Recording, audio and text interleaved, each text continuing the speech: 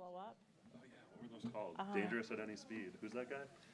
Ran for That's Ralph president? Nader. Yeah, but what? Unsafe at any speed. Yeah, That what was was the, that? It was Pinto? Pinto. That's Did you what have it a was. Pinto? I had a wasn't Pinto. Who was it? Corsair, The Corsair, yeah. It was the Corsair. That's right. But I had a Pinto, and they were Yeah. they were dangerous. And I had a Nissan SX or NX or something. That was kind of a fun little car. I gave it to my stepson, and he neglected to put oil in it. Right. That'll do it. Bill had a Volvo that he had forever. That's my dream car. Well, my realistic dream car. The Like Volvo. a Polestar, yeah. He had a Saab convertible that was so handsome. Yeah. It was black with tan interior. It was so pretty. He goes, "Are you sure?" And I go, "Oh yeah, you gotta buy this one. This is hot." Yeah. All like the orange leather. Is that what you're talking about? Like the Yeah. catcher's glove kind of color? Yeah. Like that's so nice. I love Yeah. that. Yeah. You don't see it as much anymore, actually, but I really like that color. Yeah. What's the car? Range. I think it's a Range Rover or a Land Rover. They had one year. They had a convertible, 2019, I think. Mark Meyer, my old business partner, found one in California. I should have bought it.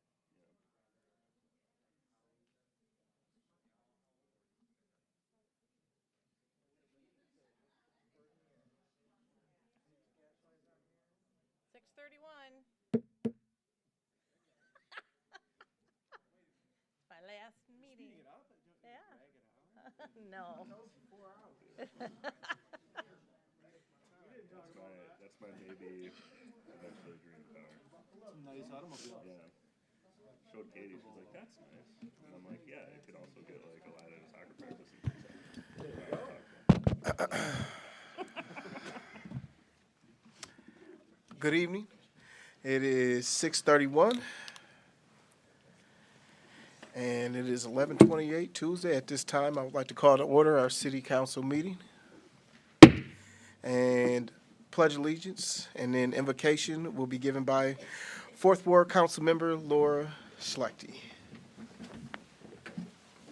I pledge allegiance to the flag of the United States of America and to the republic for which it stands, one nation, under God, indivisible, with liberty and justice for all.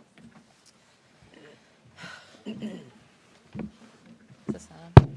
Okay, it's my last one, people. So I found 2 quotes that I thought were pretty appropriate. Our prime purpose in this life is to help others. And if you can't help them, at least don't hurt them. That's by the Dalai Lama.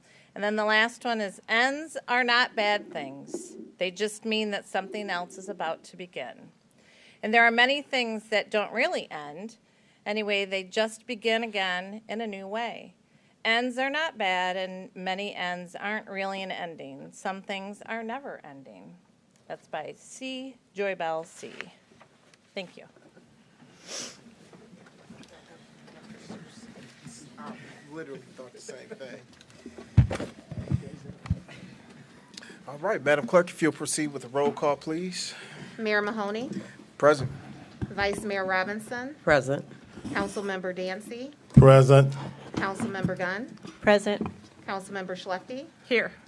Councilmember Hunt, Councilmember Forgrave. Here. All right. Next, I'm looking for a motion in support for the adoption of the agenda.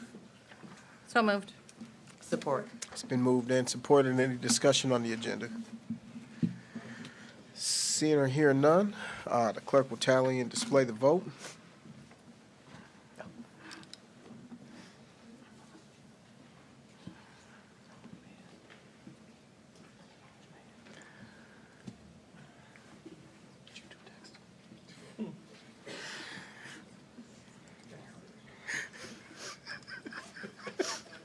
It's just because I miss you. It's okay.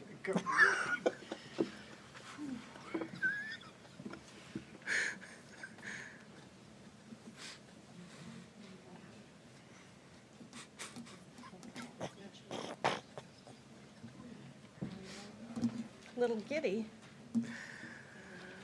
Oh.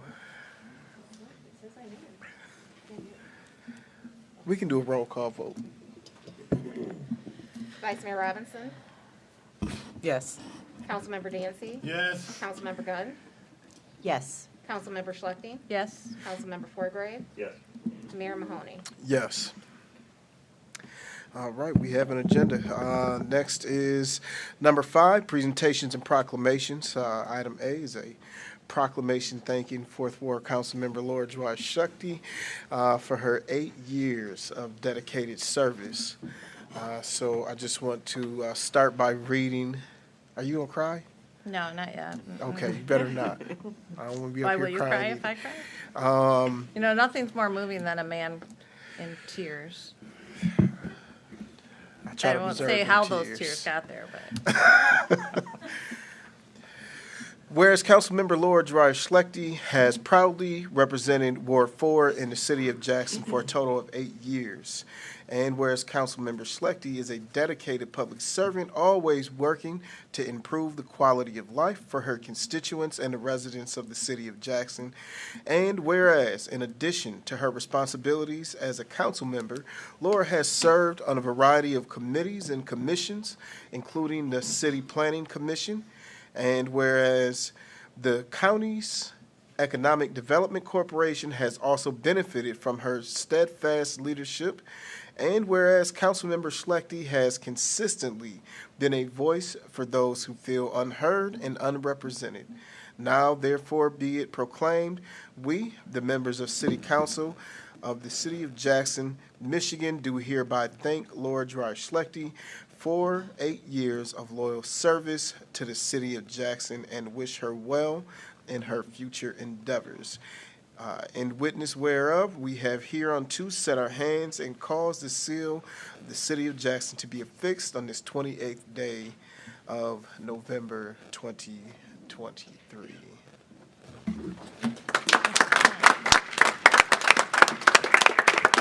thank you.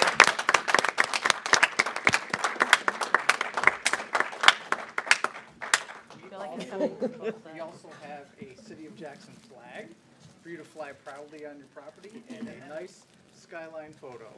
I didn't want to take it out because I would damage it. Okay. So we'll let Aaron take a picture of you guys right now. Pleasure serving you. Hold on, Aaron. I won't go away. I hope you don't. Hope you come with lots of questions. You want me to? Okay. Look at me, there might be Or a flag. opinions. You hold up the proclamation. Or opinions. Both. There might be a flash. 1, 2, 3. Okay, one more. Just pick the one that makes me look thin. That's what Photoshop is for. He can Right, tighten us yeah, both up. he can do it. There you go. Thank you. Don't want me to do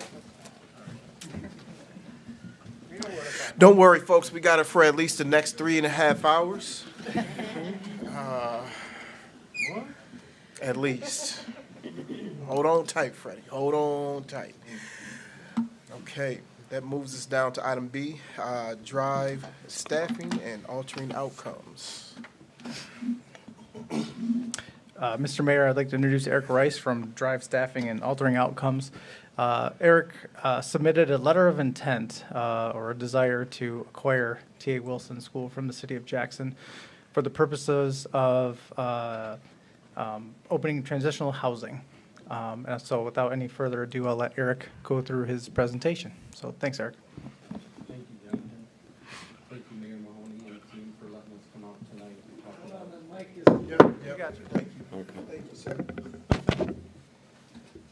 Is that better? Okay, that's a lot better. Thank you, Mayor Mahoney and team for letting us come out tonight and talk about our program. I'm going to touch on a couple things tonight.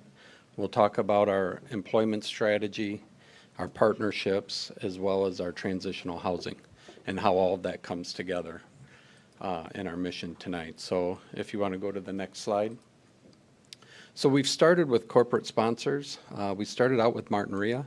I used to be a plant manager for Martin Ria. I worked there for 4 or 5 years running a facility in Manchester and spent most of my time during that period trying to stabilize our workforce. We had plenty of floor space, we had plenty of equipment, And it was really just a matter that we couldn't keep the equipment running. We didn't have enough people. It was during the COVID era, and at that time we were giving incentives to keep people out of the workforce, so I spent all my time focusing on incentives to try to bring people back to the workforce. And at that time, I partnered with the CEO of Martinrea. We opted to set up a staffing agency, and since then we've built relationships here in Jackson with Opus Packaging, Dexter Stamping, and then American Manufacturing in Toledo. If you want to go to the next slide. So Drive Staffing Solutions, the very first job fair that we held was in July of 2022 here in Jackson, and we hosted it at the Interface Shelter. Prior to this, I've never worked with the homeless community before.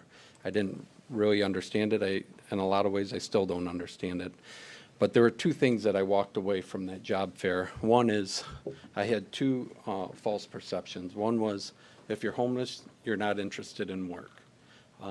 That job fair proved to be the catalyst in changing my mind as well as changing our mission and vision. We met with 6 community members that night, which 3 of them are still working with us a year and a half later. And what we found was that it wasn't a matter of not wanting to work, it was just different challenges or barriers, as we call them. First one being transportation. So we've set up vans. We've now got 13 vans driving in and around the city, taking people to and from work. We help out with housing, food, and a whole variety of things. The other challenges that we've run into when we work with the shelter is really there's 3 classifications. We have whether it's substance abuse, mental illness, or we also have a lot of team members come into our workforce that are coming from reentry programs. And here in Jackson, we just have a phenomenal foundation of support resources. We have a great relationship with the Interface Shelter. We're at the point now we work with 6 different shelters, but our heart and soul is here in Jackson, and the nucleus really is the Interfaith.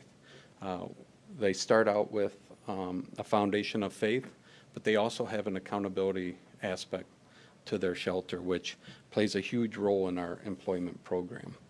If you want to go to the... So really, when we talk about our vision and mission, you can go ahead and go to the next slide as well. But when we talk about our vision and mission, it's a focus on knocking down those barriers. We're no longer a staffing agency. We're not going into companies trying to fill all their staffing needs. We're trying to support our community members and provide a stable employment program. So whether it's, like I said, the shoes, the food, the clothing, all different types. But we truly believe that we can transfer someone from state of dependence to independence through faith, sobriety, employment, shelter, and community. If you want to go to the next slide. So employee-centered focus. This is unique. Never working in the staffing industry before, just being the customer of a staffing organization. Staffing organizations focus on the customer. We go out, we get as many customers as we can, and then we filter the labor to, and a lot of times we move the labor around throughout the different customers. And when we met with our first group of community members, we decided that we have to flip that strategy around and put all of our focus on the employees. If we take care of the people in our community, they will take care of us at the job sites. So all of our energy is put into what are their needs, what are their barriers, and what can we do to help assist. Now, I don't want that to be mistaken for handouts, because we believe that everyone should pay a little something for everything. Okay, so all of our services that you're going to hear in the upcoming slides have that foundation built into it. Okay, if you want to go. So when we talk about, well, we've talked about food, shelter, clothing, communication. You can go one more. So financial aid is a huge challenge within our community, okay? The first thing we need to do is we need to get team members up and working as quickly as possible, right? So our goal, we've been at the Interface Shelter every Thursday, 9 o'clock minus the last 2 Thanksgivings, but if it's not a holiday, we're there. Our goal is to meet you on Thursday and get you up and working by Tuesday. And while we're doing that, financial support is a huge issue. So we've developed a model to where we can support our community members by giving them access to their funds early. On day 2, we give them $50 credit so that they can get food and lunch. If they need other items, we help them out throughout the weeks. Looking at 2023, we've helped our employees with $65,000. And really, if you think about it, if you come and work if you meet us on Thursday, we get you working on Tuesday, you may not see a check for a week and a half. That's a long time to go with no income.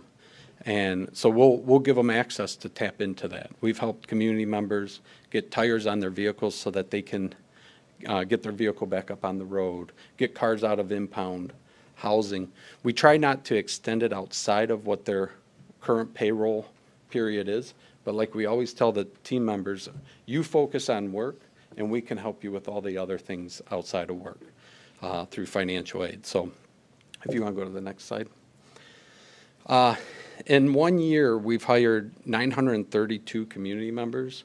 Right now, we have 140 active. There's 100 that utilize our transportation.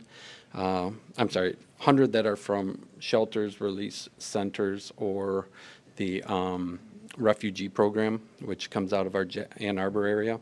28 Jackson team members ride the van, 32 in Ann Arbor, and 14 in Adrian. All in all, Martin Ria has hired 118 full-time employees. That means that of the 932 employees, 118 have transitioned, full benefits, personal time paid off, and all the other things that come along with that. So it's a 12.77 retention rate, which when I compare that to retention rates out of just pulling resources from the community, it's equal or better. The reason I say it's better, it's equal in terms of overall retention rate, but when we go onto job boards or pull from the community, typically if we have 10 people signed up to start work on Tuesday, we're lucky if 5 team members show up.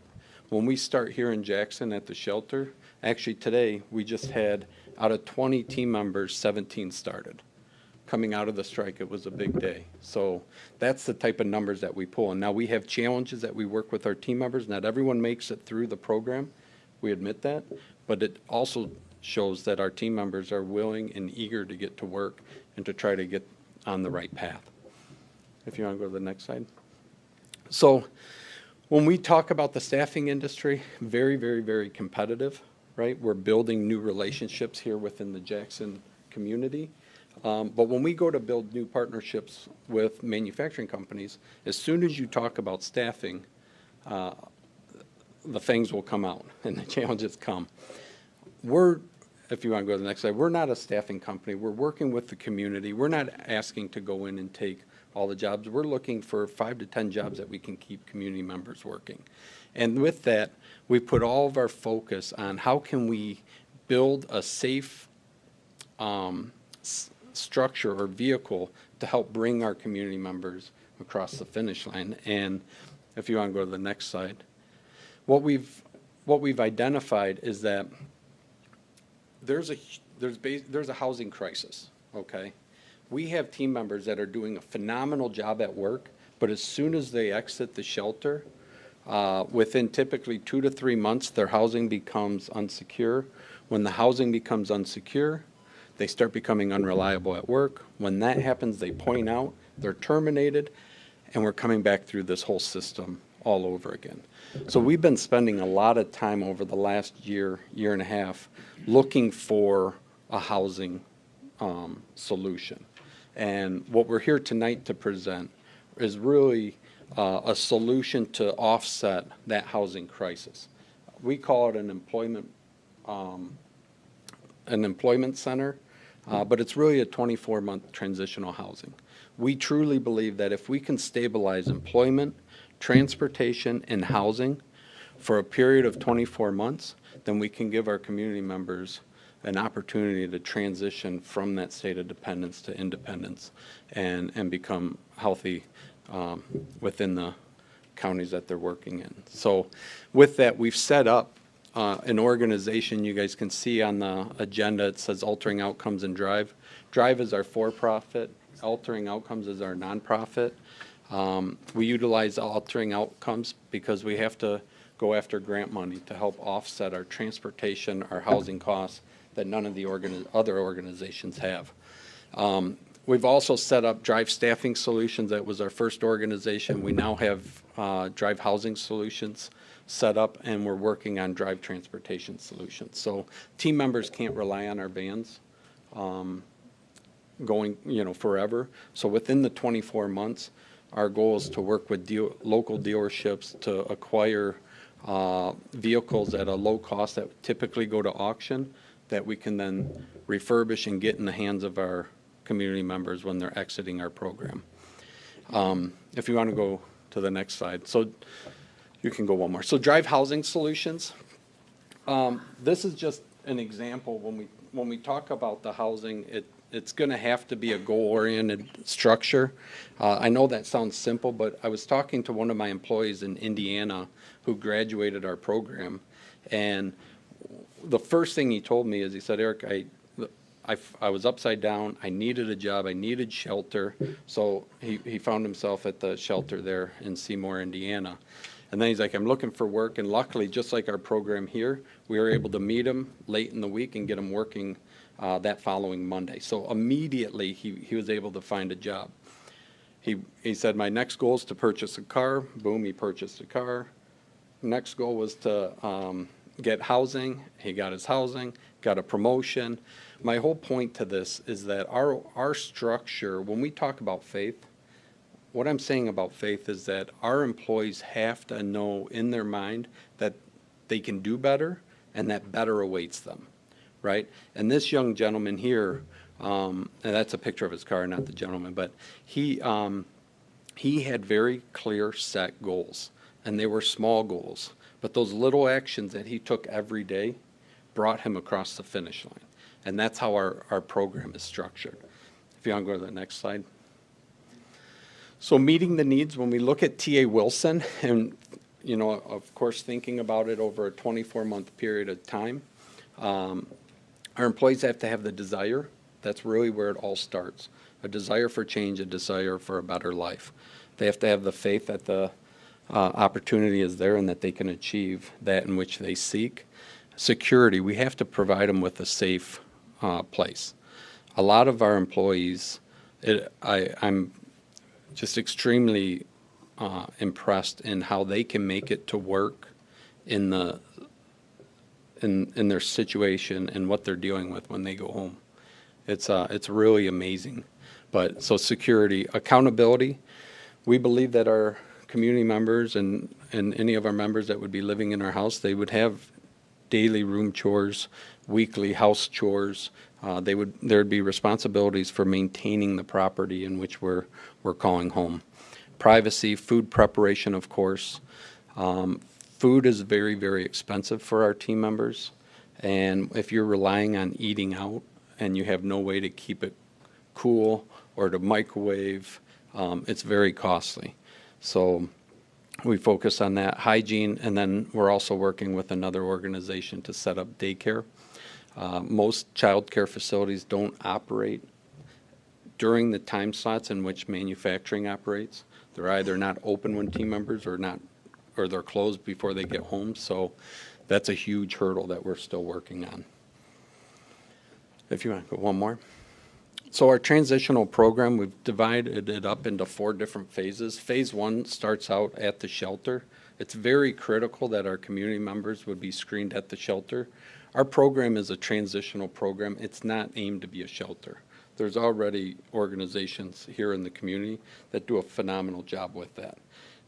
So, but they are geared with dealing with community members that are coming in, making sure we're screening for bed bugs, doing all the cleaning protocols. They're also the first ones to connect our community members with the resources that they need, which is a huge, huge requirement and need for our employees. So phase 1, we look at 90 days at the shelter. Phase 2, we're looking at having employment, transportation. One of the things that we do too is we operate off a payroll deduction There's a transition to get our employees off of payroll deduction, but that's through a long period of teaching fiscal responsibility. At the very beginning of our program, discretionary income can actually be a challenge. So there would be a weaning off of that. Phase 3, again, we're reducing our support now. We're working with the community members to secure their own transportation and throughout the whole process, making sure that we're focusing on our sobriety. And then phase 4, our launching pad. At this point, you're still maintaining your employment. You have zero financial aid from our company. You have your own personal transportation and you're maintaining sobriety. If you want to go to the next slide. That's okay. So phase 1, when we look at that, what we're really talking from the shelter is that we're going to have a letter of a certificate of approval showing that we've met our accountability metrics, we have our good behavior, sobriety, all of our onboarding, so we're connected with the right counseling or support resources that we need, and Interfaith would give us an approval of certificate. With the new shelter opening up, we're planning to work with them in the same type of fashion. But right now, all of our work is through the Interfaith. Drive Staffing Solutions, we have now at the workplace, we would have a good performance on time, good behavior, sobriety, and then the workforce would give us an approval. So now we know that we've been out 90 days, we've met all of our metrics, we're ready for that transitional portion. With phase 2,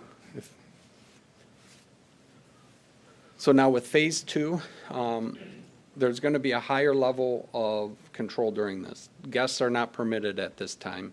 We're doing daily room inspections. We're doing weekly house chores, weekly accountability reviews. We're monitoring their work performance and their attendance at the job site. You have to maintain good performance and attendance to stay in the program. Random drug and alcohol screening to ensure that we're keeping and maintaining our sobriety, and then 100% payroll deduction, okay? Phase 3, now we're allowing guests to come in. This would be a separate area, as I'll show you in the next page, but we have the phases built up and out of the TA Wilson is how we're strategizing that, but guests are permitted with limited hours, weekly home inspections, weekly house chores, bi-weekly accountability reviews.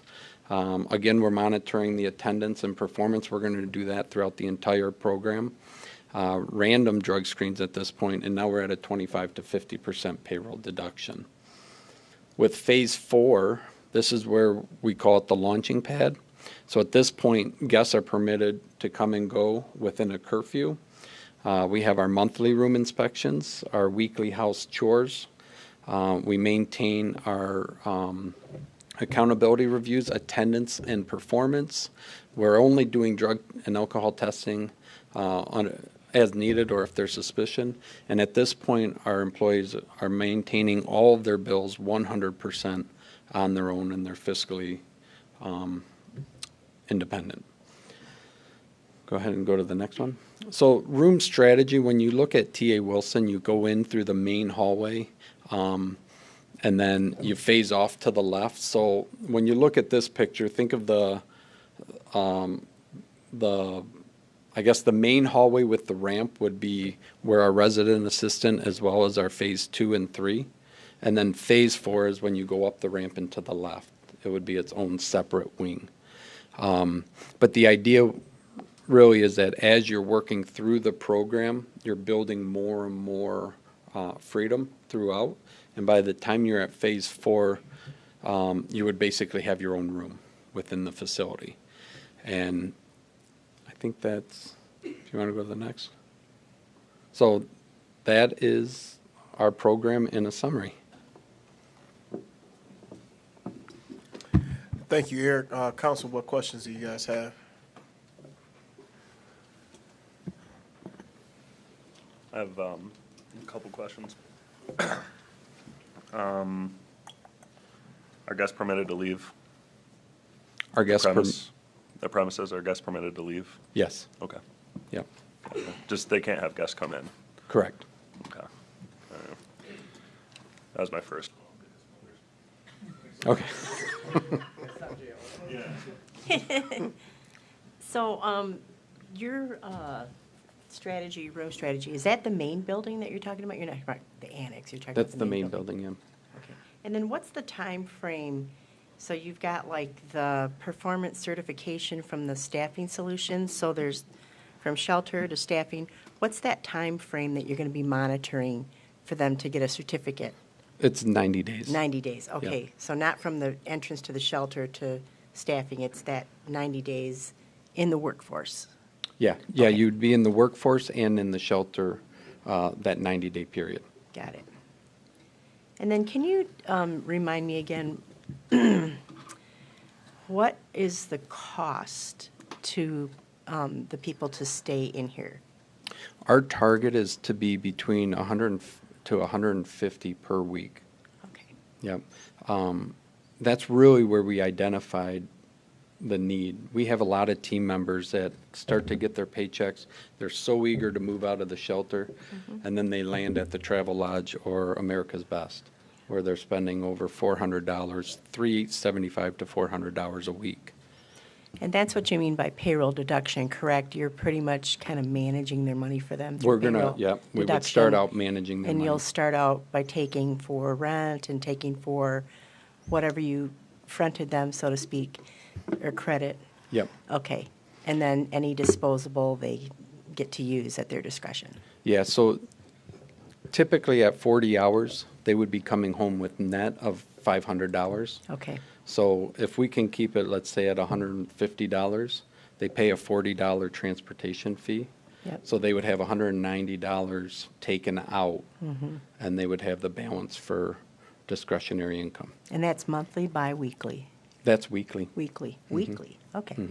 Okay, thank you. What do you mean by, then by 100% payroll deduction? So we 'Cause 100% take, sounds we like 100%. secure the housing 100%. So if it's, their room is $150 a week, we would payroll deduct 100%, $150 a week. Then $100, $25, so that they're building that responsibility. They would, yes. Child support's a different strategy, but we're trying to keep discretionary income between $150, $200 a week. So it's not, you're paying them a fair wage. Like, right, what Yeah. are they getting paid right now? Exactly? Right now, our employees make anywhere from $14 to $19 an hour, and they're bringing home any net on a 40-hour week anywhere from $500 to right around $900 a week.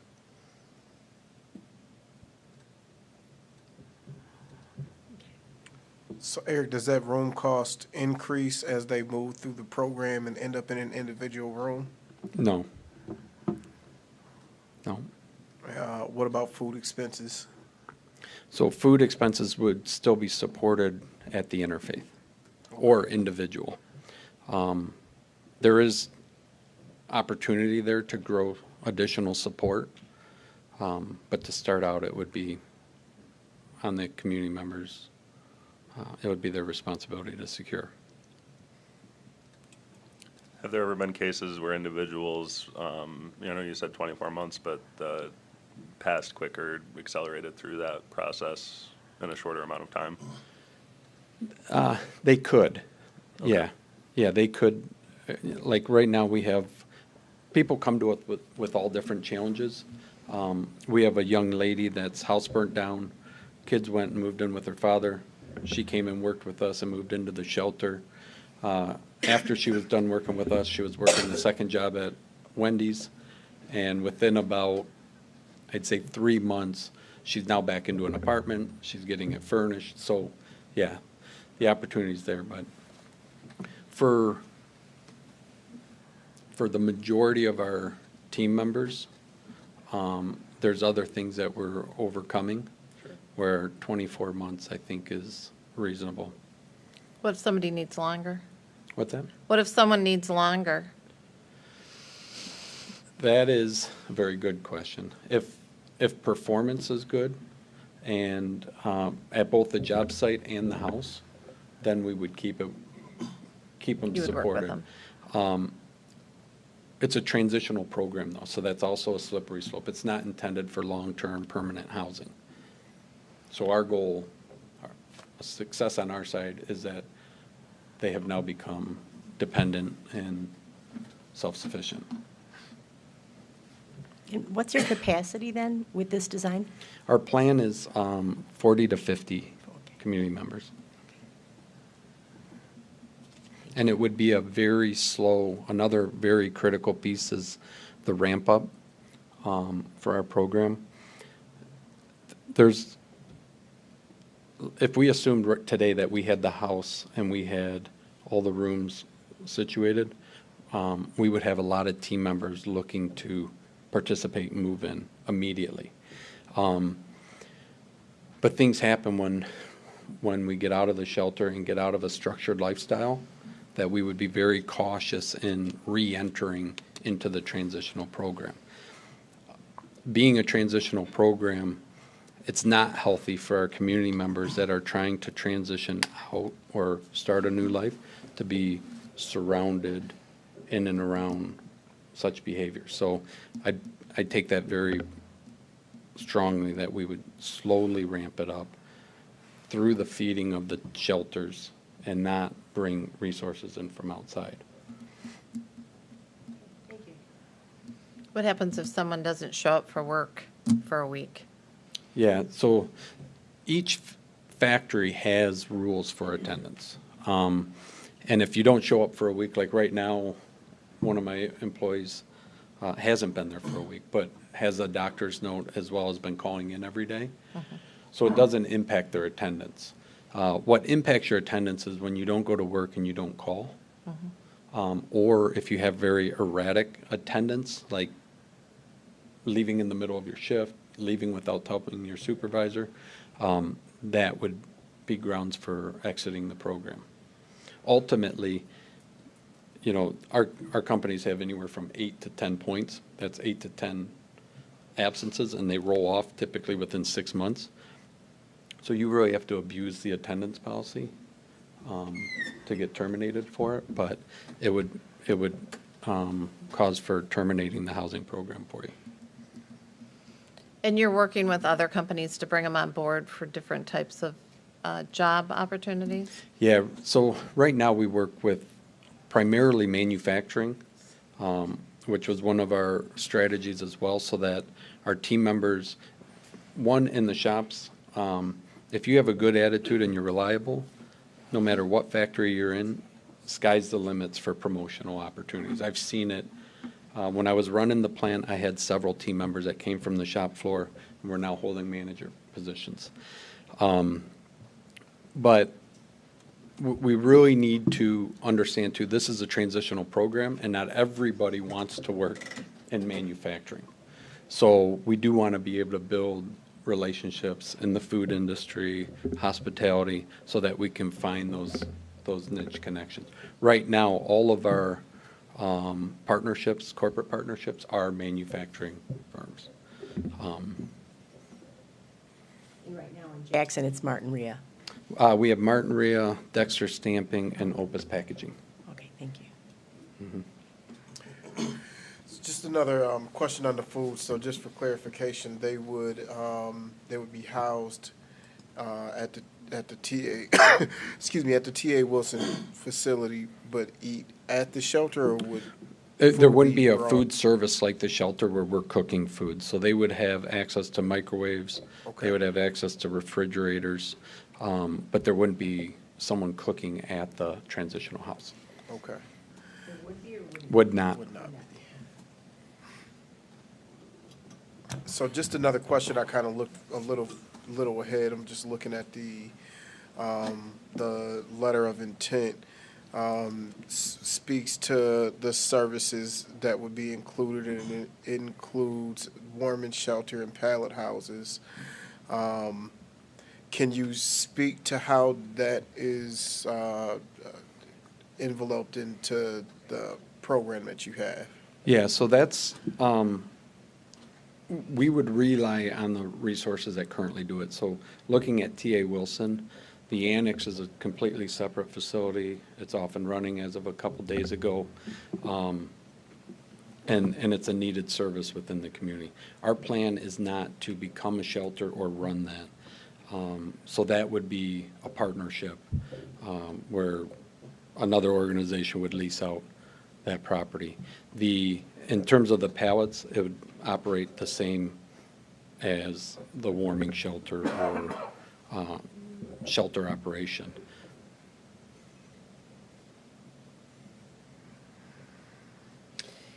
Is it your vision that the warming shelter would, though, be less needed because the transitional housing would be, like the shelter would actually have more room because the transitional housing would be more utilized for people? That is Help me with definitely, that's definitely correct, and it's been proven just currently in our work program without the housing piece. When we started our first job fair, virtually at the house, it was 0% employment in the house. And within 3 weeks, we brought it up to 60%, and we've maintained 60% for the last year and a half that we've been running our employment program. But with that, with the revenue and the income, majority of community members are moving out of the shelters quicker, which is freeing up space. Now, the idea with the transitional housing is that instead of moving into either couch surfing or someone's house that you know, they'd be moving into a stable, reliable home. And that would open up interfaith. I don't know, I can't say today that it would open up enough to eliminate other needs, but it would definitely help alleviate that constraint. Is, excuse me, is healthcare included in this in any way? I'm just trying to think of things that, typically somebody trying to get up on their feet again knocks them back down, right? If somebody gets sick, they don't have healthcare. Yeah, You get a so- script for a cough, and all of a sudden you're out $800. Yeah, I'm glad you bring that up because it just happened to us. These are the type of challenges that we put our energy into. But there's a lot of systems within our structure. There's a lot of things that are working against employment, okay?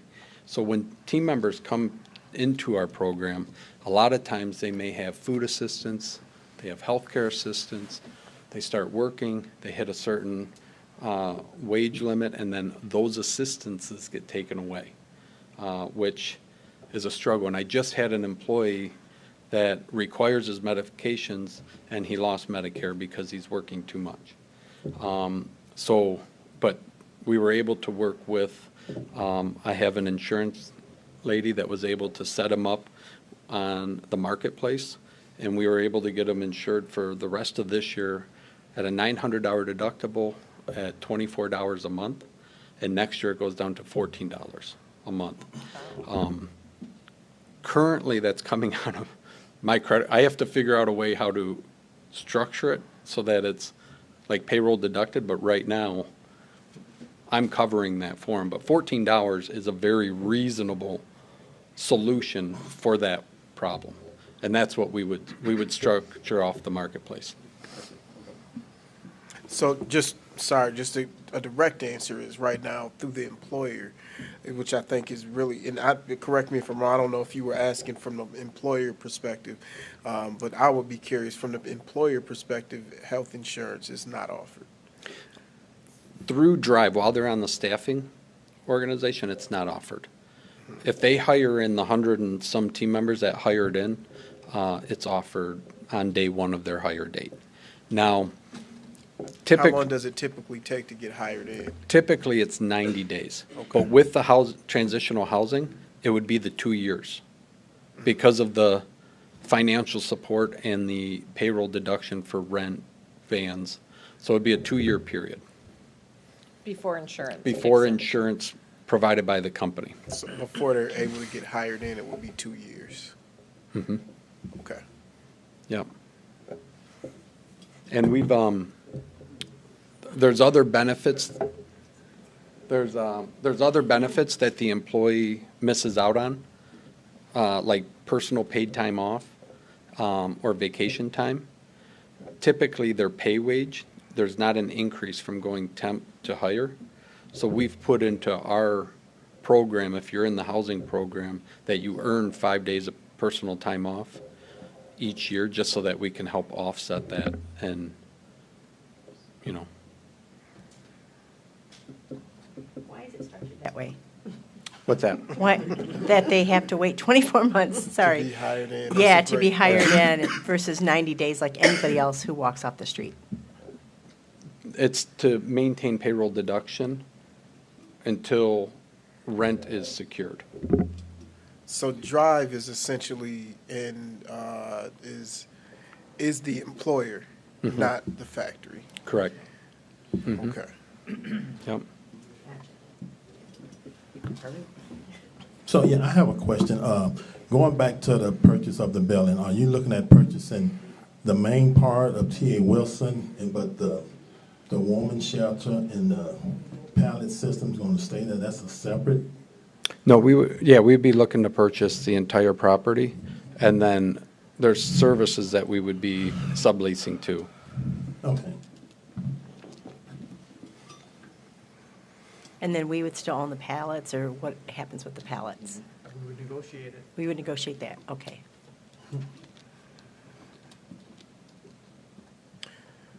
You might be able to buy one.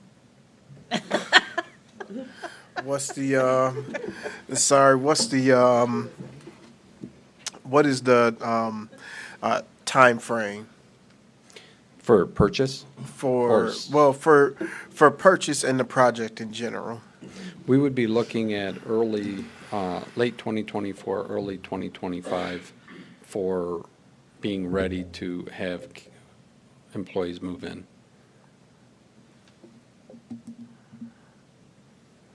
So purchasing the building in the spring, doing renovations, Yep, opening the doors in the fall, early winter. correct.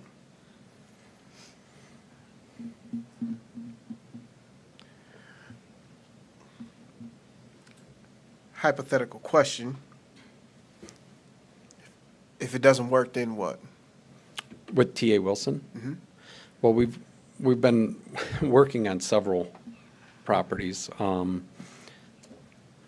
working on potentially utilizing there is a lot of open space in Jackson. So, Not the proposal. okay. If we move forward, project doesn't work, then what? Well, of course, I have to say it's gonna work, but,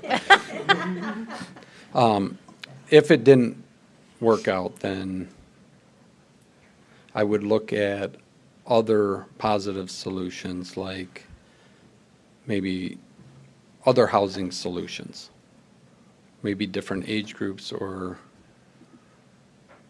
demographics, but the plan would be to keep it as a housing option for the community. So I'm sorry, one last question, and I know we talked already, so. No worries. If I asked you this, I apologize. So is this a pilot project, or you've done this other places? Pilot, Okay. yep. We rent out smaller properties with the interfaith, Okay. but for all intents and purposes, Yeah, it's a a pilot pilot project. project.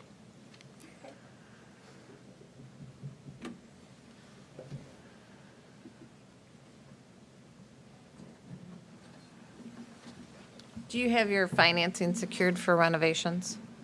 Yeah, so that's a good question as well. We're partnered right now with Martin Rio, and we're working with the CEO of Martin Rio for financing. We're also, we've applied to 3 grants with 4 different nonprofit agencies here in Jackson to help support the project as well.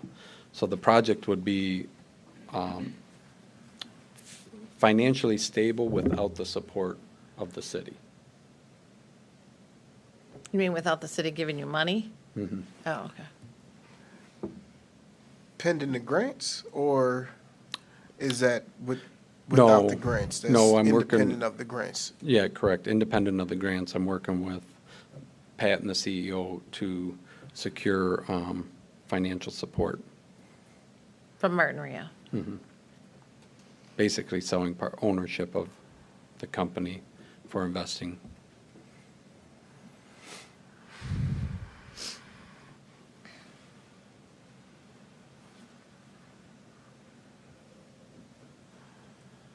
This just sounds like almost too good to be true. It seems like a win-win for the employer and for the employee. And I've told a lot of people about it when I've gone to conferences, and there's other municipalities that would just chomping at the bit to find out more about your project. So I have no doubt that it would be successful, and it will change, a game changer for homelessness, absolute game changer. And what I like about it is it's not, you're paying a fair wage, and there's room for growth. And you're just genuine. Thank you. Their supports to succeed. Right. I mean, that's the goal. So, yeah. Yeah. Sounds good. You said that the drive aspect of it is is for profit, it's not Yes, sir. nonprofit? Okay.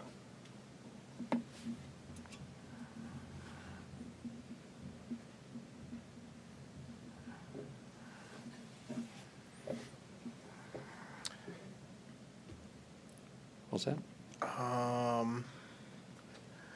Vice Mayor, I haven't heard no questions from you yet. I see your wheels turning. No, I'm pretty comfortable. I think all of the questions were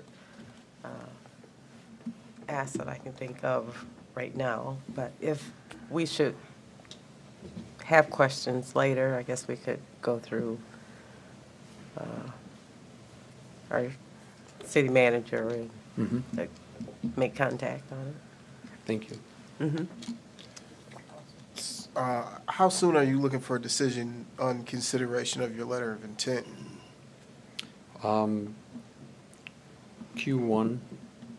2024. Okay, so this is not a decision that we have to make tonight. Okay, so I'm sure I'll have some additional questions. I'll be upfront. I think that the one thing that immediately sticks out to me that I would have some concerns about is a person's ability to fast track through the program, like if they've worked for 90 days and under regular opportunity in the same staffing agency working for 90 days, being able to be hired in, generally means an increase in pay rate. Because I know how staffing agencies work. You know, you pay the employee a wage for working, and then the staffing agency gets part of that wage taken off the top, essentially. So if an employee or community member has that opportunity to be hired in, and they're stable enough to be hired in, that could be a pretty considerable increase for them to be able to support themselves, to be hired in. And then most importantly, that health insurance aspect, being able to add that in after that 90 days and health insurance being offered on day one, would be a huge benefit to a lot of people. I mean, health insurance is one of the most important benefits of having a reliable job that pays a living wage on top of that. That would be one of my major concerns right there is how can someone fast track through a program versus waiting for 2 years. It also seems like a huge focus is on sobriety, which I know homelessness comes with a number of nuances, right? But in every stage, sobriety is a huge factor that it seems like it's looked at. So I'm not sure if that's like the target crowd or customer that you're looking for, but if an individual doesn't have a sobriety issue, what type of consideration is that taken, and can they fast track through that program based on certain milestones that they may be able to accomplish or meet to get from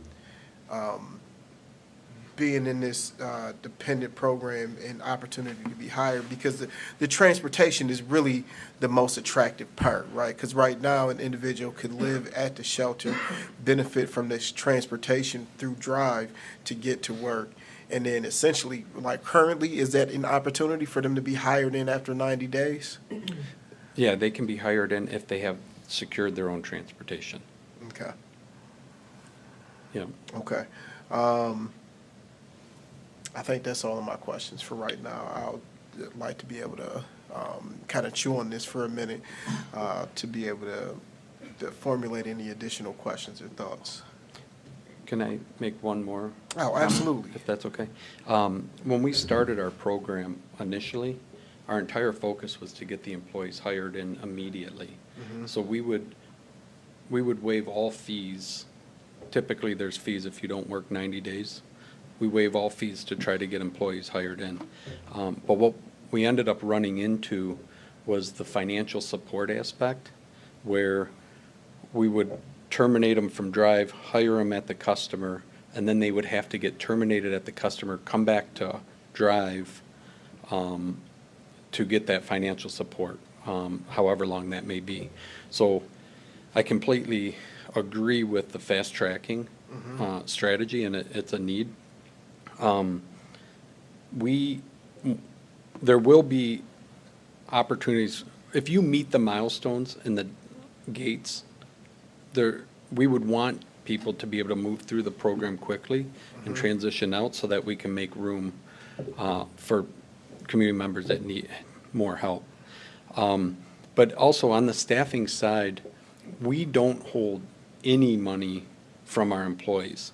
If the whatever the customer pays, the employee earns 100%.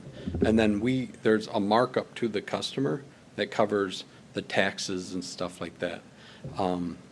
So that if there's a wage increase, then that would be by partnering with another customer. And other customers do that, other manufacturing sites, but the 4 that we outlined here do not. Okay. The additional question that I would have is, in your letter, it says that the program will be launched in the annex. And as occupancy increases in the program, it would flow into the school, and then pallets would be used to support accommodations. So that doesn't translate to the same thing as having the existing use of the annex. Yeah, and at the time, the shelter wasn't up and operational, or it was still a thought. So when I originally wrote the letter, my plan was to use the annex in a similar capacity to transition into the large facility, but now we would just set up in the large facility and transition through the hallway. Okay. Eric, do you have challenges finding companies that will work with you to employ people who do Yeah. not have homes? Yeah, we have had challenges. When you look at the different pay scales, the higher the pay scale, I've seen more resistance to working with our program. The lower the pay scales, the more open companies are. Naturally, because there's a higher need for resources, it's harder to staff and fill. So yeah, we've struggled, but we've got 4 good partners, and our goal would be to be 5 or 6 within the Jackson community. We're not looking for, again, we're staying out of the transitional, so we're just looking more for partnerships, not companies that we can staff for.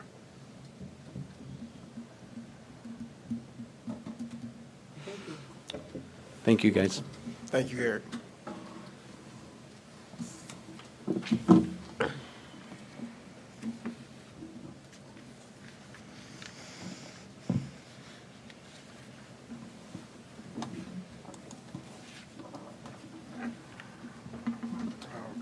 that moves us down to item number 6, public hearing. Sorry, give me just a second right quick. Did he had a remote? Could he use the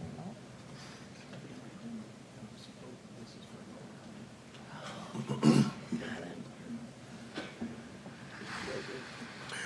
Okay, we have no public hearing right now. That moves us down to item number 7, citizens' comments. And I will start, as we always do, with reading the rules for speaking before City Council. Number 1, each speaker will state their name and address prior to addressing council. Number 2, each speaker is limited to up to 3 minutes during the citizen comment portion of the meeting. Council members will not debate or answer questions at this time.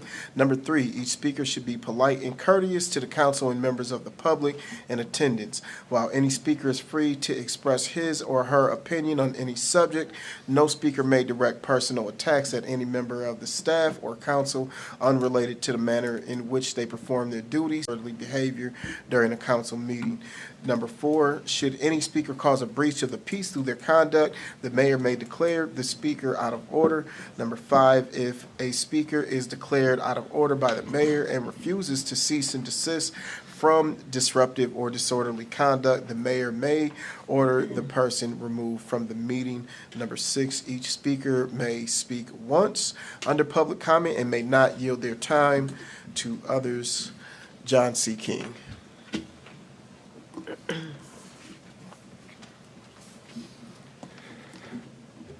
Thank you, Mr. Mayor. John King, 203 3rd Street here in the city. Jot a bunch of notes down quickly, none about my city council member who I guess isn't here. I mentioned last night, about, making the motion to wrap up the meeting. The meeting was pushing 6 months long, or 6 hours long. You were, kind of beating a dead horse with all the comments, then finally got into your rant against political foe of yours. And, it was just kind of self-indulgent, wasting people's time, and that's not what the proper way to keep good order in a city council meeting. Also regarding last night's meeting, with our woke 6th Ward City Council member, he mentioned, it's good to have people come from the city straight onto the city council. Sometimes it's great, which must be like him when he came, with a vendetta against a certain city employee, and so, he got on and I guess got his revenge. But that's a bad thing. He used his dishonest politics with one of his questions about, is it better to spend necessary money to have clean water, or, just let it all go to hell, essentially. The problem in the city of Jackson with him is that he was one of the ones that let Consumers Energy out of the contract, that, and so everyone else is paying a much higher rates. And so there was that. There were a bunch of flattering comments about just a few of the applicants. And as I mentioned with James Warner, I know Christie right here, they gave every bit as good of an interview as, Shalonda Hunt, the second place person, and stuff like that. And there were all these comments as if you had to be a genius to be on the city council. And it was just over the top. It will be almost 12 months now. I know it was mentioned 9 months last night. There's the clock. I had seen a that the mayor's mother is on the Segway board, and I thought, wait a second, because I know that the CEO came in here and said good things about RIA, as part of their con and stuff, and it's like, wait a second, he's telling the mayor, he reports to the mayor's mother and some others, and he's pushing the mayor's agenda. So that's not good. The dry thing's okay, but I don't think it's going to work, and good luck to Laura. Gina Hastings.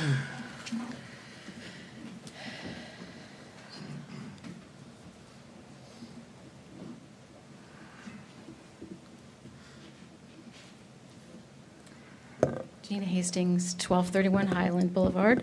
Very briefly, I just wanted to say that all of the various city commissions that we have, I think there should be a wide variety of citizens on them instead of, just one citizen being on like 3 or 4 of them. We see that a lot. So I think that a wide variety would help the city, and we would benefit from that. That's all. Thank you. William Hastings.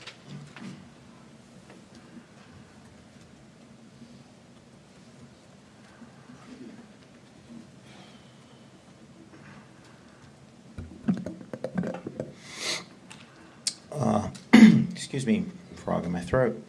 Good evening. I really appreciated and listened very attentively to the proposal tonight from Drive Staffing. I thought their approach to how to best utilize and manage the T.A. Wilson Center was extremely thoughtful and comprehensive, and is very well due, or very well deserves the attention of this council. I came in here tonight, my comments all concerned the T.A. Wilson, and my concerns for there are kind of in the mid to deep red area. And if you were to adopt an approach of that manner or similar of that manner, that would push me into yellow and pushing towards green. I'd really like to see that happen in a purposeful way, because the previous administration of homeless grants and monies has been questionable, and boy, am I being nice when I say that. So I still had a few just questions to, I'm just going to throw out there. I have to kind of revise my marks on the fly.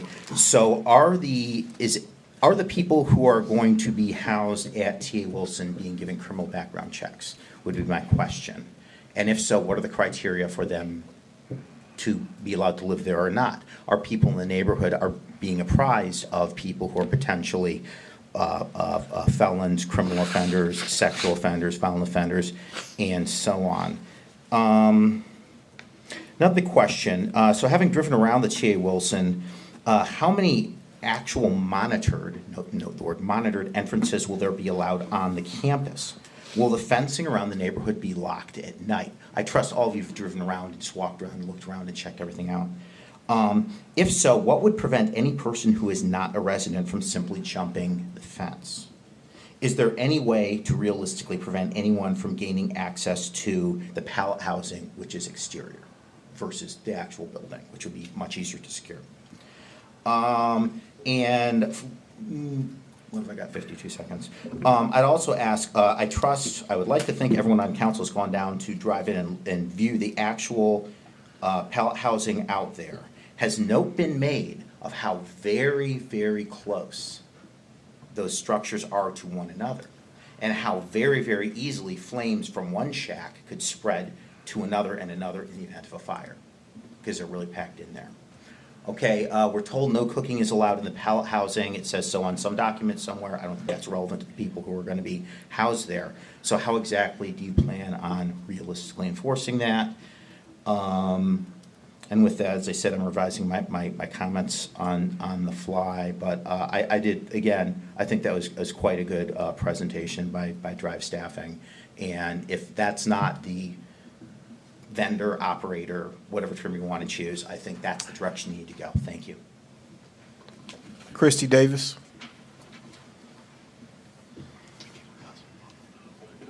Hey, back at it again. 612 4th Street, Christy Davis. I just want to say, she's not here, but congratulations to Shalandra, and I wish her the best of luck. I look forward to meeting her and to be able to work with her in Ward 5.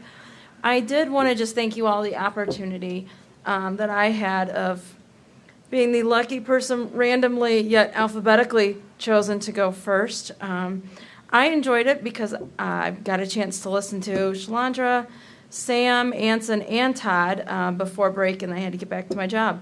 But it was really nice to be able to hear what everybody else had to say and get everybody else's thoughts. But I would be remiss to say that I was not very disappointed at not being selected, obviously. Otherwise, I wouldn't have spent my day here yesterday.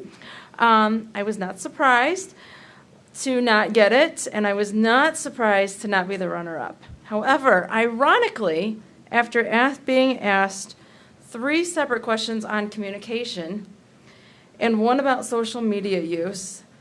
It was interesting, and I spoke with several other people that were not selected, that we were not afforded the courtesy of a phone call, text, or email. And most of us all read it on social media under former Mayor Dobies, I always mess his name up, under a post from him. There were only like 7 or 8 of us that were interviewed that needed to be called to say, sorry you weren't selected, we appreciate you spending your time and day with us. I know everything can't be thought of, but I do think that would have been nice. A lot of us put quite a bit of work into this, and it was very disheartening to see it on social media and not get anything for that. I know you all know this, but since I haven't seen the recordings posted, and I don't know if it's planned on being posted, I did want to make sure that any other Ward 5 residents that may watch tonight's recording do know that in the past 10 months, I've taken the initiative and had phone call conversations and in-person meetings with all of you up here, except Matthew, city attorney, and Andrea, the city clerk. I've had a great time talking to everybody and just going over lots of things that I can be learning and working on. I have gone through the Jackson Master Plan. It's a very long document for anyone that hasn't read it. I've also been working my way through the Jackson Charter and through the Extreme Ownership book, which is very similar to a lot of the trainings that we do for the hospital. I talked to Jonathan about that. I've spoken with lots of residents throughout my ward, including people at Reed Manor. I've heard concerns, complaints, and I've rallied teamwork. I have spoken with small businesses and nonprofits and working on some solutions for some of their concern. I've spoken with the DPW about some safety concerns and alley concerns. I have raked leaves, shoveled sidewalks. I've coordinated cleanup days, and I've worked on other ones. I know my time is running out. Thank you, Christy. Thank you. Ken Tello. How y'all doing?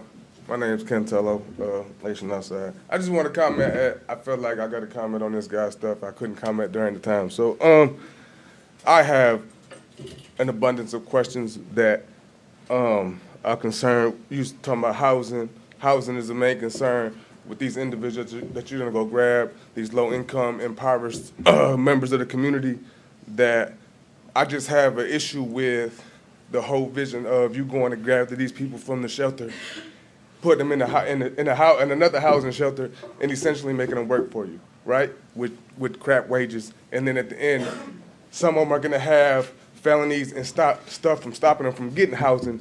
So how are you going to help them get housing at the end if you're not prepared for that? You know what I'm saying? Like, I just don't like the vision of grabbing these low-income, impoverished people and putting them in another housing and saying, hey, work for me for these low wages that you're locked in for 2 years, and you can't get hired in at the 90 days. You got to stay here for 2 years and work for us, so our business can succeed for 2 years, and then we benefit off the money, and then you go back to the streets or wherever you go, and then we're still doing it because we got other people that's homeless that's coming in too. We're gonna keep it moving.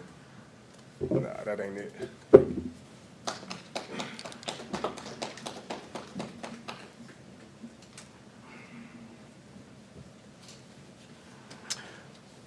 Okay, I think that concludes our citizen comments. Looks like we got a late entry to the party. Mr. Peter Borman. Peter Bournemouth, 142 West Pearl Street. I wanted to say that I wanted to congratulate our county clerk's office, our county board of canvassers, and our city clerk's office.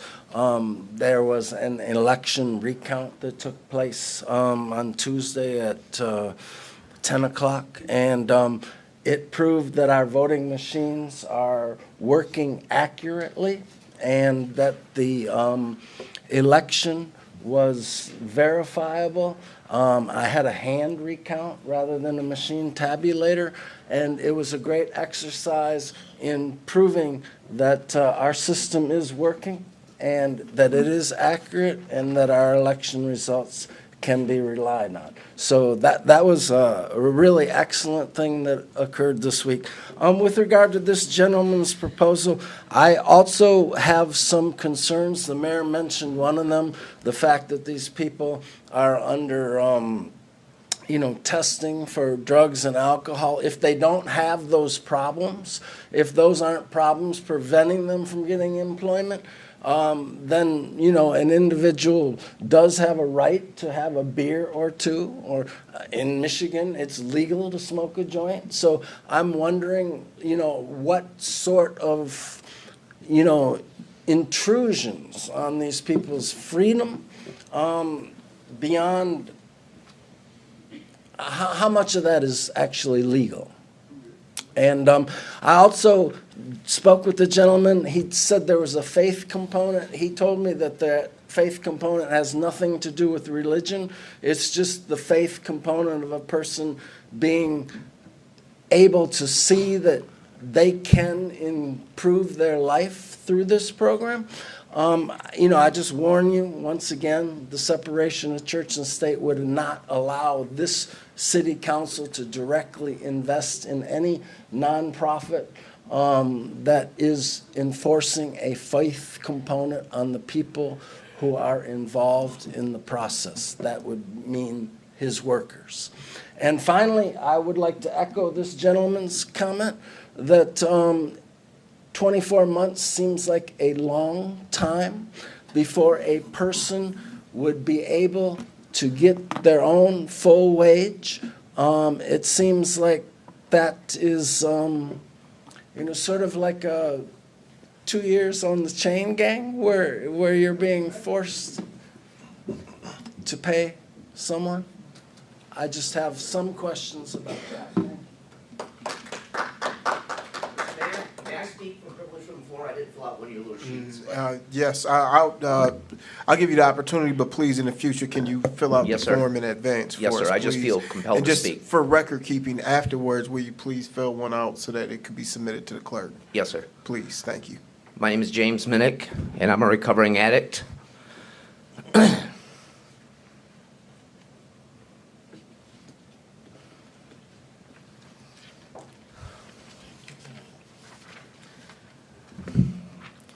I support what this gentleman is doing. There's a program called Recovery Court. It's a diversion program where people like me who have problems with drugs and alcohol and probably a couple anger issues, it keeps people like me out of prison. And the Recovery Court, the first time I went through it was a 16-month program. It's a 4-phase program, and it starts out very intense. And the reason is because people like me have thinking problems and scheduling problems. If I don't have enough to do, I start wandering in my mind and I just don't act right. So in the first phase, they stringently orchestrate your life and your lifestyle, and they make you go to a lot of required things. And as you go through the program, and like I said, the first time it was 16 months, so they were 4-month cycles. Each time you would step down. So for instance, in the first phase, you would have to go to 5 AA meetings a week. You would have to go to 3 intensive outpatient therapy sessions, which are Monday, Tuesday, and Wednesday from 6 to 9. I did it for 8 months, and I did that voluntarily because I like the structure, and I like the group setting, and I like the people. To some of the people back here, and I'm kind of going to go sideways on this, if you've seen my record, you should probably be afraid of me. But again, that's not everybody. That's just a lifestyle problem. There's a need for what this gentleman is going to do because sometimes it takes 24 months to get your life under control, especially in a point, and I don't mind using you guys as my therapy. I'm 5 years sober now, and it doesn't get any easier. Matter of fact, it gets a little worse because you used to be able to use drugs and alcohol and say, you know what, I don't care today for the rest of the day. And it was a reprieve. Now life comes at you 100%, and I don't have good coping skills. And everything that I'm seeing now, I'm sometimes seeing for the first time sober, or sober for this length of time. And I'm getting better at life and handling things. But with a program like this, you're gonna save a lot of people, and this is something that we should start doing across the board. I would love to be involved in this pilot program. I own several vacant properties in Jackson, and some of them are zoned high density residential. And I would love to get involved in something. One's on the MLK corridor. Thank you, Mr. Minnick. Don't forget to fill that form out for us, please.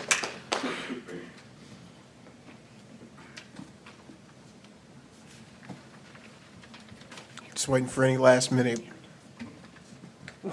Okay.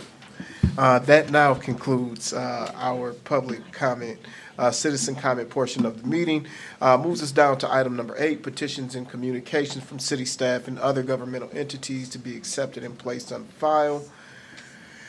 Item A, rooming house fee update.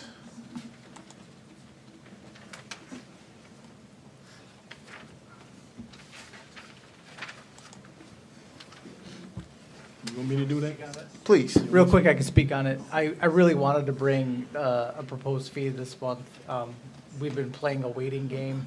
As you all know, there's a couple lawsuits out there that are seeking to undermine the rental registration program, and a part of that are fees. And speaking with Attorney Haggerty all the time, who's been dealing with outside counsel, and the sense was like, okay, any minute now, a decision is going to drop, and it's probably going to come in our favor. But that hasn't happened yet, so just asking for a little bit more time to let those decisions pan out, whether they go our way or don't go our way. But our sense was that if we did something that jockeyed with the program right now, we would undermine our own case. So I just need a little bit more time. And I explained that in the memo, and I just wanted to put it on the record so you guys could have it. And you can also see the rationale of how we were approaching this. Yes, there are some key differences between rooming houses, but there's actually more similarities to like multi-unit structures, like 5 and above unit structures, than there are differences. So we're thinking about all those things. We've contemplated all those things. So in short of having the actual fee in place, we're like to continue working with our rooming house operators on a case-by-case basis to make sure they're getting a fair and equitable rate for their inspections. It's kind of wonky. I wish it wasn't this way, but I would never want to do anything that goes against our legal counsel's advice, to especially with respect to a case like that, or cases like we have. So that's all. Can I just make one comment? I just want to make sure that if you're working with somebody at the rooming house, that Angelita's not paying more because you don't like her versus Joe Schmo, who owns the rooming house across the street. That if someone pays more per room, it may come across that way. So just if you're cutting a deal behind that's, I mean, I know I can pull it up on BSNA, or I can contact the property owner to find out what they paid, but I just heed you some warning. Thank you. But with that said, everybody would like Angelita, so you wouldn't be on the bad side of that one. I move that we accept and place this memo on file. Support. It's been moved and double supported. Any discussion on the motion? Seeing or hearing none, the clerk will tally and display the vote.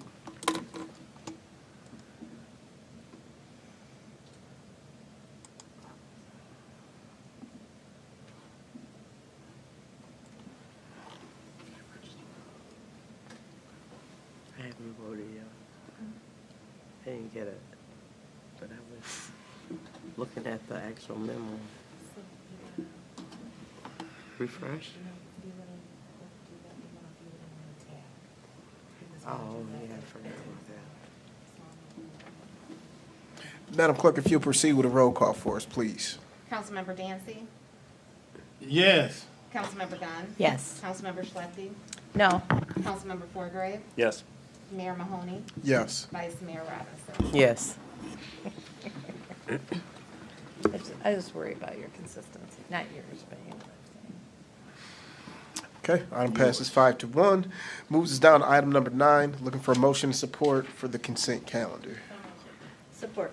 Moved and supported. Any discussion? Seeing or hearing none, clerk will proceed with tallying and displaying the vote.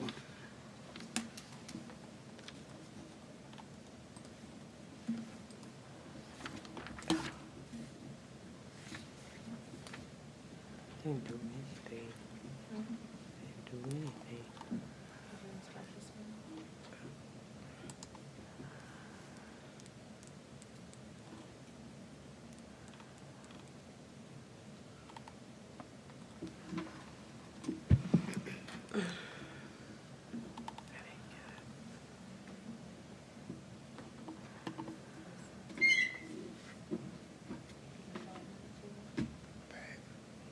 Not yet, no. Okay, the clerk will proceed with a roll call vote for us. Councilmember Gunn? Yes.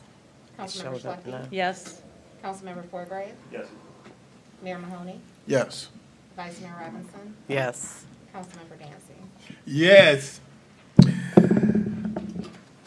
Item passes unanimous. Brings us down to item number 10. We have no other business. Brings us down to item number 11, item A.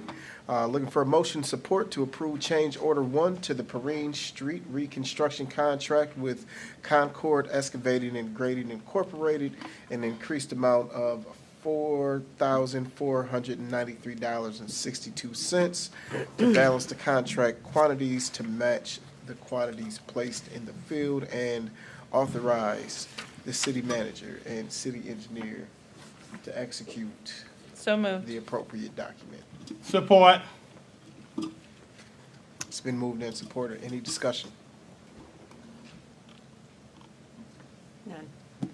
Seeing or hearing none, clerk will attempt to tally and display the vote.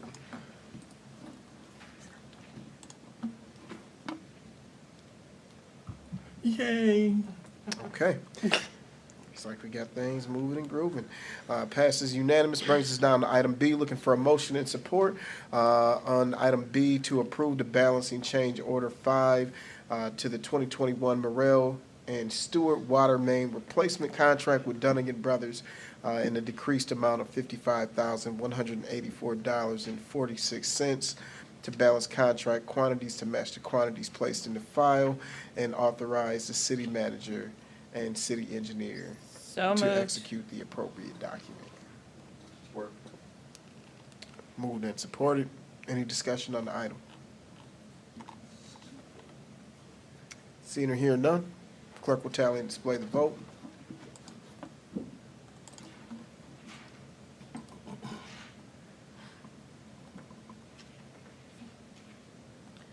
Passes unanimous, brings us down to item C. Looking for a motion and support to approve change order 2 to the Drinking Water State Revolving Fund Phase 1 Water Main Replacement East Division contract with Bailey Excavating Incorporated in the decreased amount of $1,310,119.03 to adjust the contract for those street segments that have not been funded for street reconstruction by approved assessment rolls, and authorize city manager and city engineer to execute the appropriate document. So moved. Support. Moved and supported. Any discussion on the item? Seeing or hearing none, clerk will tally and display the vote.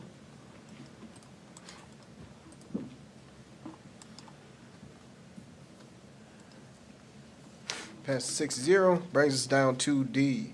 Looking for a motion and support to approve change order 2 to the Drinking Water State Revolving Fund Phase 1 Water Main Replacement West Division contract with Bailey Excavating Incorporated in a decreased amount of $32,019.92 to adjust the contract for those street segments that have not been funded for reconstruction by approved assessment rolls, and authorize city manager and city engineer to execute the appropriate document. So moved. Support. Moved and supported. Any discussion? Yes, Mr. Engineer, can I ask you a question? So I know this cost because of the assessment that wasn't passed. So this mean that is the cost gonna go up to do some work on these roads?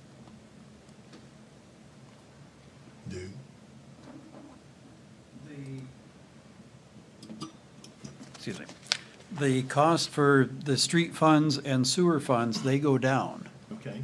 But the water funds on both of these projects, they go up because all the traffic control, all of the mobilization costs, other things, and then patching the streets instead of reconstructing the streets is all now shoved into the water, because that's the only area that's being built in those projects.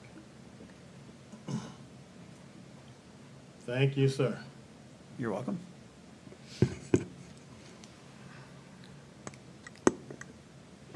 Any follow-up questions?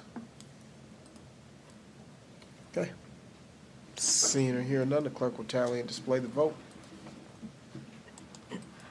And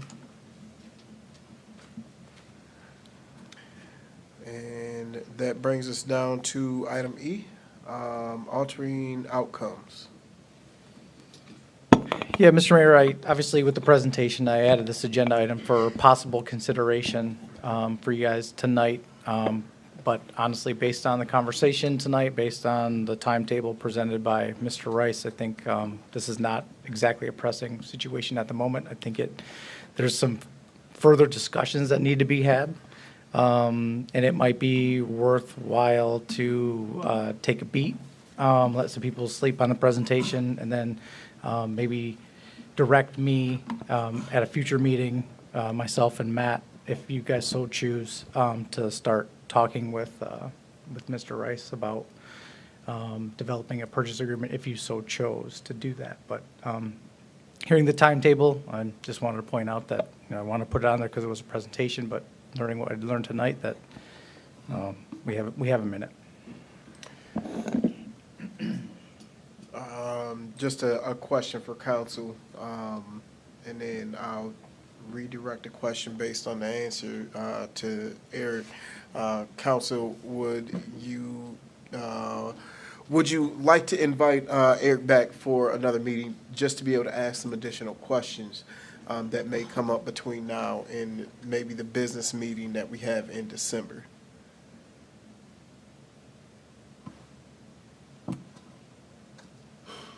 So, I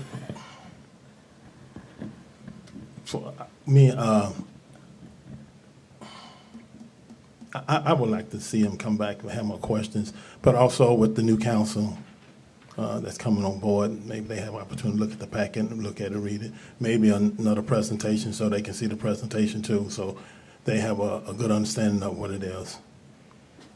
Maybe not. Tell me.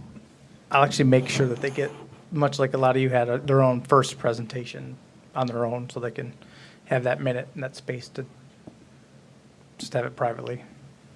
Then also invite Eric back if that's the will of council. So Eric, would that be a decent time frame for you? It doesn't have to be the business meeting in December. It can be maybe first meeting in January if that's more suitable. But just, I think it would be a good opportunity for us to allow the new council members and the full council to, ask any additional questions that they may have that may arise between now and that point. Yeah. Okay. Okay. Okay. That's great. I feel good. I just want to make one comment. I would like to caution council to not micromanage someone's business plan. That would be like us going into a where to tell them how to run their business. And I don't think it's fair, if you don't like the program, then don't sell the building. But don't try and say it's not going to be 24 months. There's exceptions to every single rule. And I'm sure that Eric's done this enough to know what those exceptions are. But I just want to caution that it's not our job to micromanage someone's business. So I totally understand and hear what you're saying, and I respect your opinion. But this is a proposal not just an offer to purchase the building.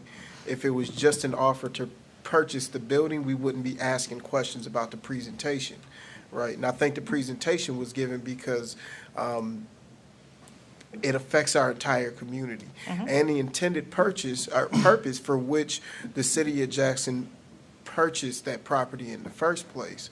So I think that we have the right to ask any questions, just like you have the right to I'm ask not any saying- questions. I'm not saying- I understand, I didn't interrupt you.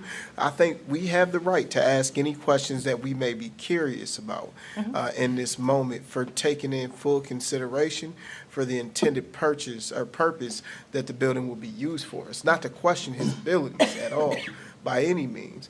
But I think the more minds that you can wrap around a project like this and ask questions that may not have been thought about is a better opportunity for a better outcome. Oh, I have no And doubt that's about just, that. that's just my personal opinion. Right. That we're allowed to ask those questions. Right. I'm not saying you're not allowed. I'm just asking that you be careful, that not you singularly, that council be careful as a whole, not to micromanage the minor details. I know Eric is understand. very good at taking notes, and he listens very intently to concerns and tweaks the program. I think So- it's important for us to ask the questions that we're curious about now, because once the building is sold, it no longer belongs to us No, I at get that it. point, right? So then we wouldn't have an opportunity to micromanage anything because it would be their building. I think we all clearly understand that, which is why we're allowed to do our due diligence now, to have an understanding of what the intent is, just like I'm sure you've already been able to do. Is there any other? No, I would just say that's been going on in my head too, that I feel like what we're selling is a building, and that it's really courtesy that he's given us this plan. He can pretty much do whatever he wants with it if we want to sell him the building. So I tend to agree, and I appreciate his time, and I appreciate his thoughtfulness, and I appreciate him. My guess is he's heard response from people in the room tonight, that he's going to take that and tweak that plan. I kind of feel like that's where he's at. But I also feel like it's a building. He's not selling us his plan.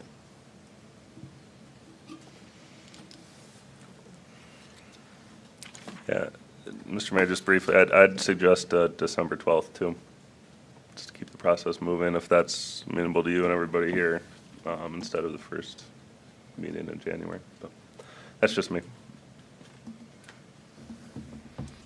Are there two meetings other than the? Just one business meeting. Okay.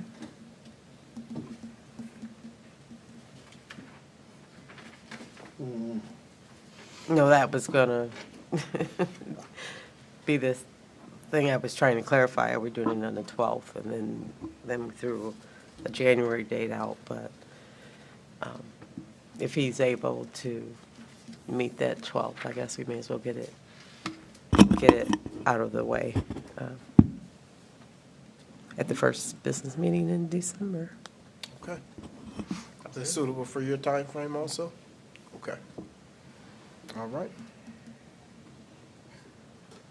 That takes care of item E.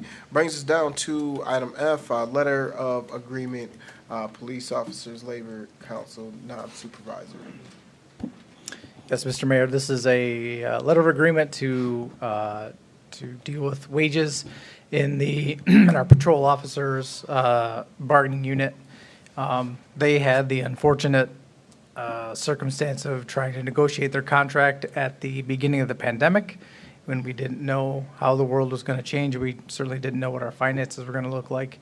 We quickly agreed to a status quo nuts and bolts contract, and provided low wage increases for the first 3 years with a wage reopener in the final 2 years. And those wage increases for years 1, 2, and 3 were 1.5%.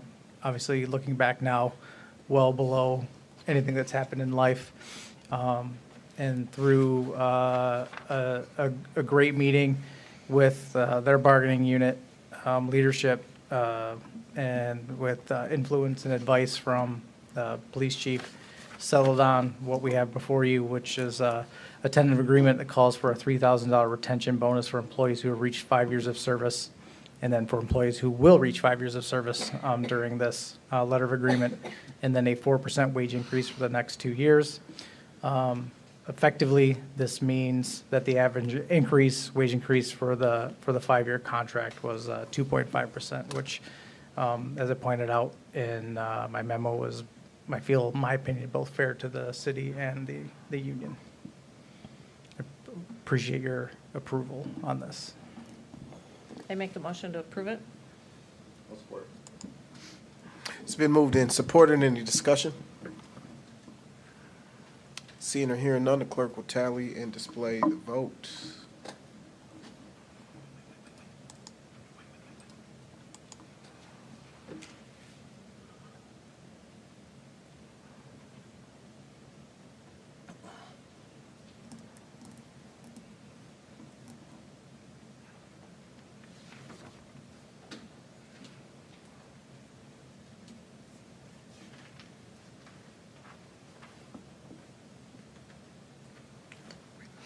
It's not popped up.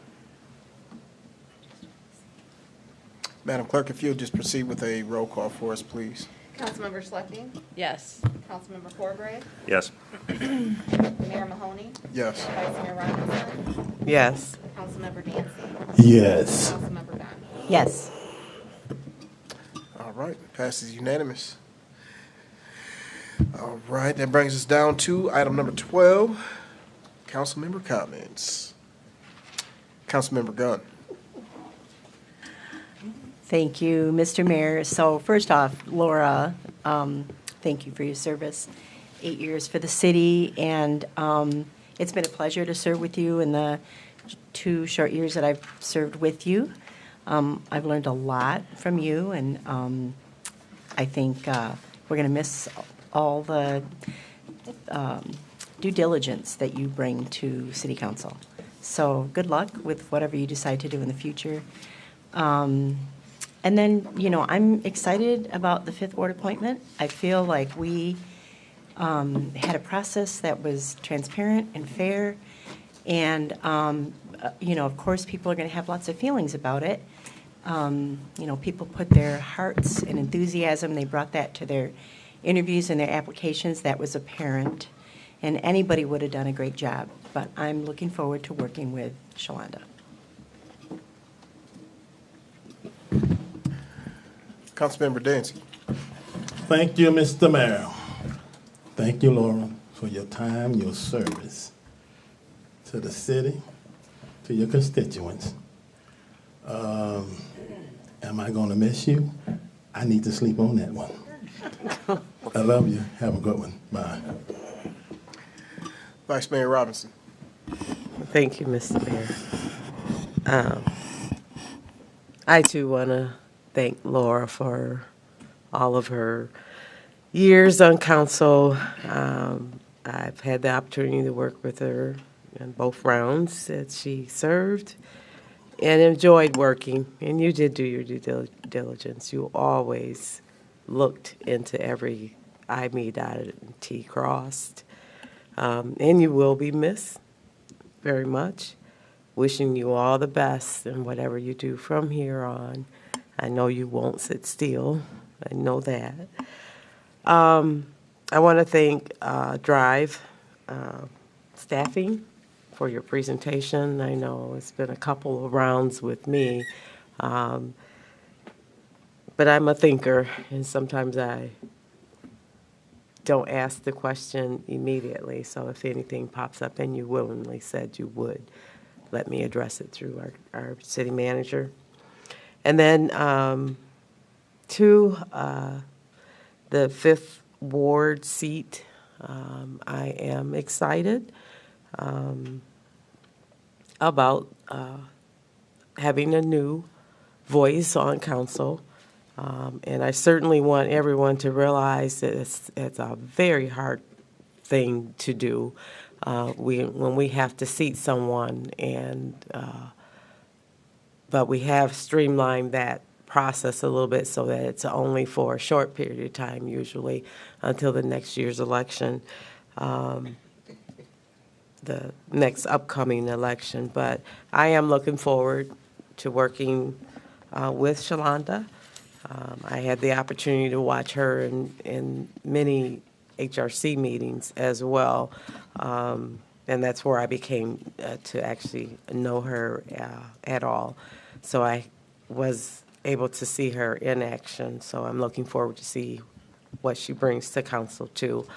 But I want to thank all the applicants from yesterday, and I'm a little, I had that cross my mind this morning, and I didn't follow up on my thoughts, but I did wonder if we reached out. So it makes sense. I understand being on that other side of the fence, and I certainly know it's not intentional. We just didn't, and then I myself didn't even follow through on my thought that hit me in the middle of the day. So, but I appreciate everyone, and look forward to seeing you in, a week? We'll be back again. Thank you, Vice Mayor.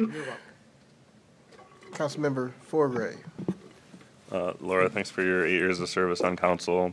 It's been a pleasure. Well, actually, I mean, it's been 12 years. Right? It's been a pleasure covering you as a reporter. It's been a pleasure working for you.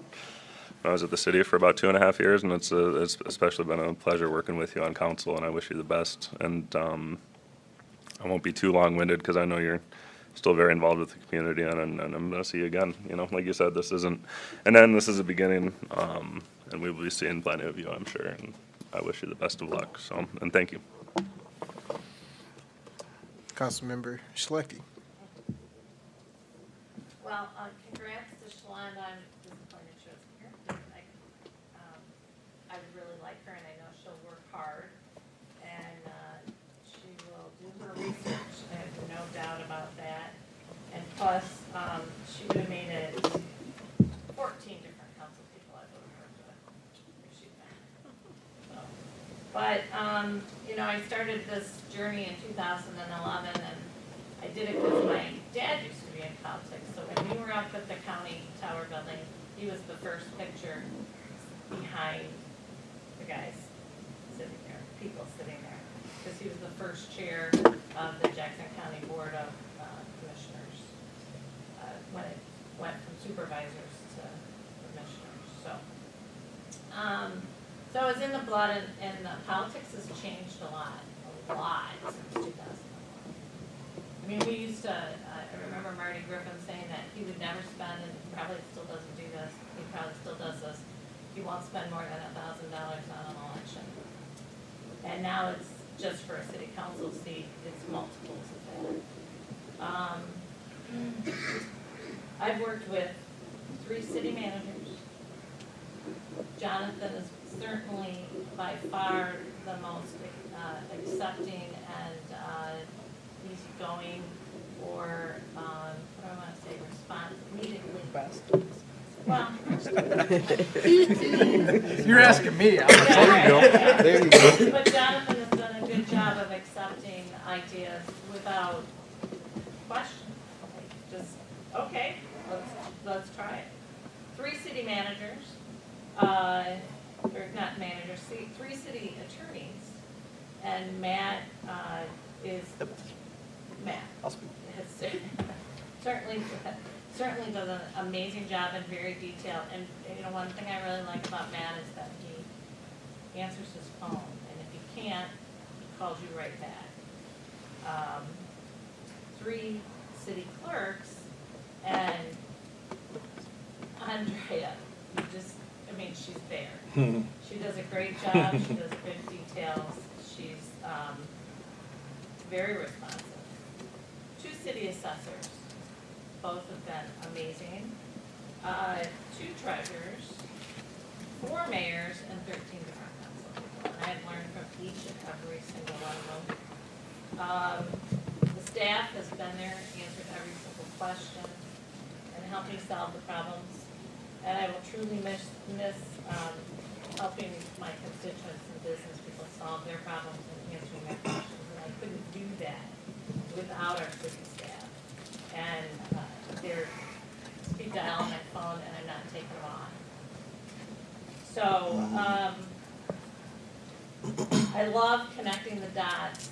I love being able to use my history of my life and professional, and putting it together with the city stuff and connecting the dots and helping people and helping solve those issues. I love the challenge. I even liked coming to the meetings. It wasn't really my favorite part of the job. I always knew I was going to be on the other side of the fence from all of you, but I know that the debates that we had make better policy. And by the way, that I only went through 2 chief of polices, and I probably had got more response from Elmer, who's always there taking my calls. So I'll miss all of you, but I'm gonna still bug Jonathan, and I'm sure Matt will hear from me. Because they do the properties still. Poor Matt. But a big thanks to my constituents for electing me, and letting me serve them. And most of all, I want to thank my daughter and my husband, who without their support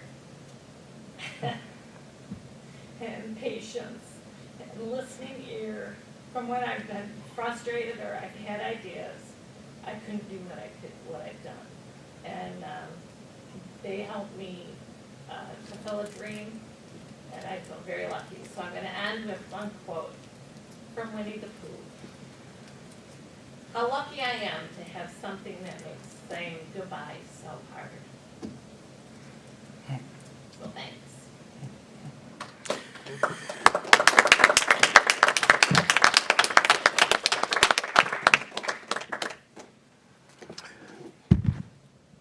Pull it together, Laura. Pull it together.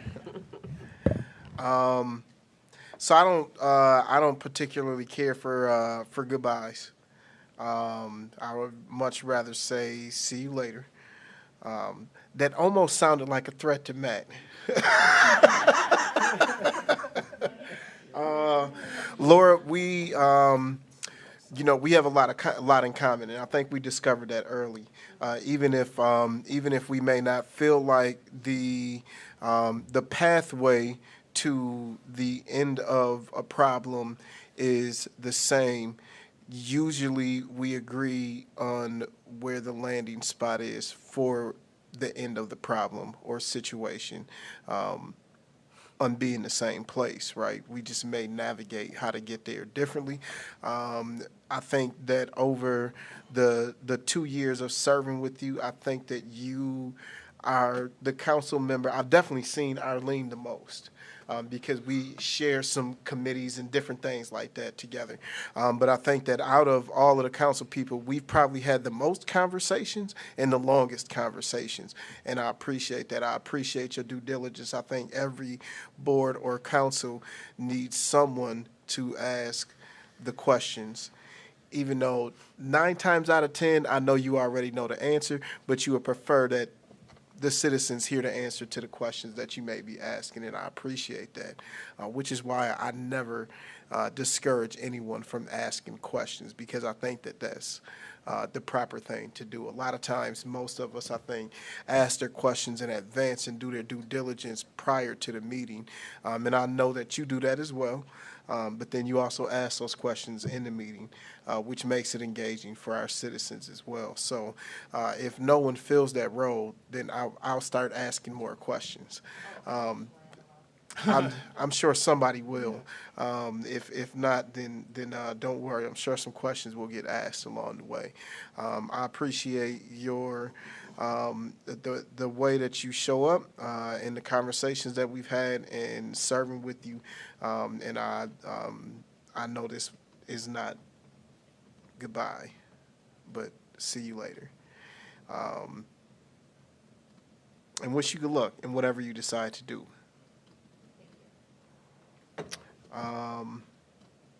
I don't have any other general comments. I would like to kind of leave on a good note with the rest of everything else. So I'll pass it over to Mr. City Manager. Thank you, Mr. Mayor. My comment is echoing everybody else's. It's been great to work with you, Laura. I think you were one of my first one of the first people to help me understand Jackson as a DDA director. as a fresh-faced guy, I don't know how many years ago now, over 10. It took me a long time to understand that your comments, which often felt a lot like harsh criticisms, were coming from a place of love and wanting me to do better, and better for myself and better for Jackson. So now, having understood where you're coming from, where your heart is, it made our relationship, I think, a lot better. And I value everything that you've said to me over the years, whether it's what I was wearing, to what I said in the memo. You have a unique perspective that will be very missed here. But I know, as the mayor said, this isn't goodbye. This is just, we'll see you later.